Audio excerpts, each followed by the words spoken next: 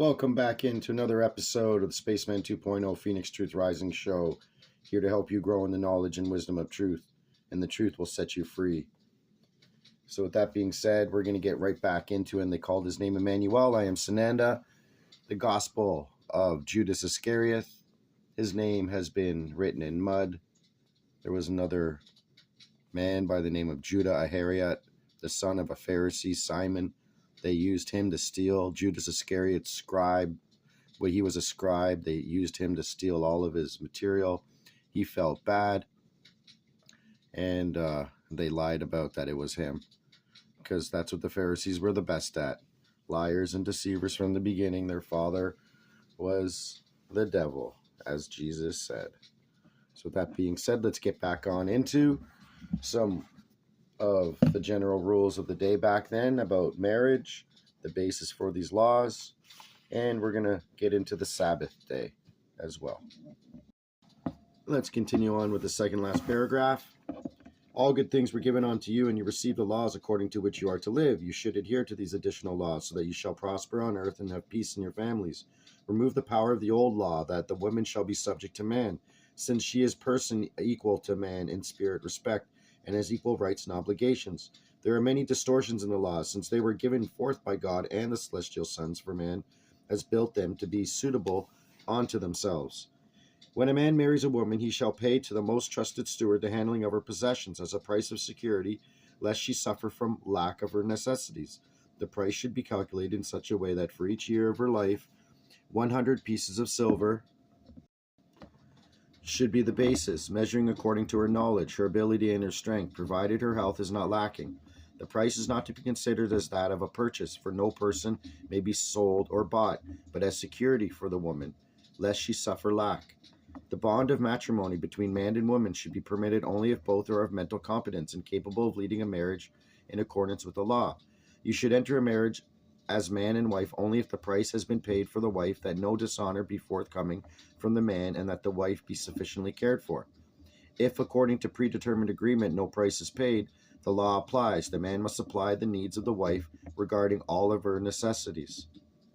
The inability of a wife to bear children, or a man's inability to sire children, is no reason for divorce, nor does she or he deserve other opinions or actions. The only reason for divorce is that of adultery, that is, the destruction or endangering of spirit, the body, or the life of the members of one's own family unit. If a person is divorced by his own actions of adultery, he should be sterilized, for he is unworthy of life and its laws, for he has responded to the selfish, lustful drives of pleasure seeking that has cast aside all responsible behavior. The basis for these laws. The act of marriage and procreation must have the highest degree of pure intent and preparation, for upon these bonds and restrictions will rest the preservation of mankind as a species upon the planet. If everything is done and adhered to, justice and peace will come to all mankind, and life in the human form can be preserved. If man continues his selfish and imprudent behavior, he will sound his own death tariff. There reaches a point beyond which a planet cannot support the unbalanced system perpetrated by mankind, and yet so shall it come to pass that man will not listen and bring destruction upon his own species. It will come about in some 2 millennium that man will have reached the point of self-destruction, and so it is projected by the prophets, and so shall it come to pass in its time of fulfillment, and in my time of fulfillment. Dharma, let's take a respite, please. This was a most important portion, for it is thy reason of desperate plight of this current time. Peace unto you, for thy heart and mind is pained and sorrowed. Truth is most hard to confront, beloved ones, most difficult. It comes now as explanation, for 'tis too late to change of a bit of it. Salute. Chapter 7, Iscarioth Emmanuel Sananda, August 8, 1989. Year 2, day 357. Thank you, Dharma. Let us continue, for we have much to cover. At this time, we'll consider another subject which comes under much discussion and is totally misunderstood and arranged most conveniently by human rules. It is the matter of what you call the Sabbath day. The Sabbath day. One day, as Emmanuel and some of his disciples walked through the field of corn, the disciples pulled out some of the ears from the corn stalks and ate of them. Always there were the hangers-on who followed to spy on Emmanuel and his disciples, and believe it to be much like your newsprint reporters, who give no peace to your notable ones of today. At any rate, when the Pharisees saw that the disciples had pulled forth the corn, they spoke to Emmanuel, "Behold, your disciples are doing something that is unlawful on a Sabbath day." But he responded, Have you not read what David did when he and those who were with him were hungry? When he went into the house of God and ate the bread exhibited there, which they were not supposed to eat, neither they who were with him, but which only the priest were allowed to eat. So be it. Or have you not read in the book of laws that the priests enter into the temple on the Sabbath day, yet they are without guilt?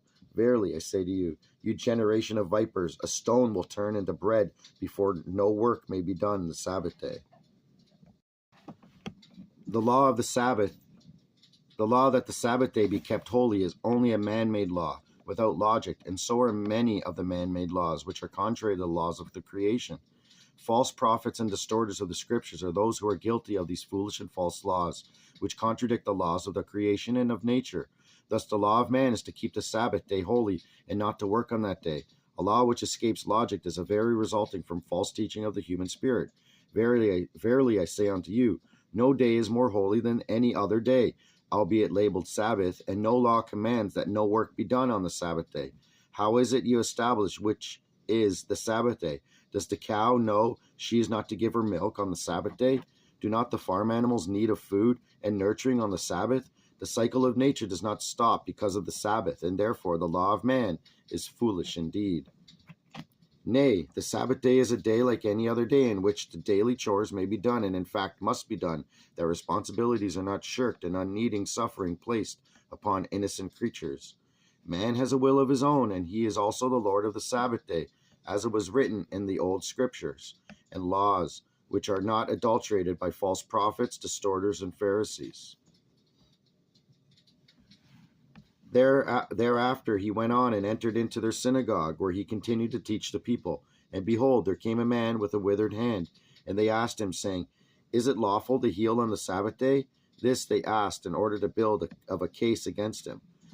He responded to them, You hypocrites, if you had eyes, ears, and understanding, you could see, hear, and understand, but you are blind and without understanding. For you lack the knowledge to see and hear and understand nature, that you also lack the enlightenment. You also lack the enlightenment regarding the laws of the creation to enable you to see, hear, and understand that the creation does not keep Sabbath day holy.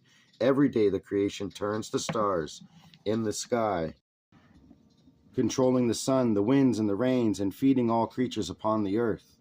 The waters run in their channels, and everything takes its natural course on the Sabbath day, as on the next Sabbath day, as it was created by the creation.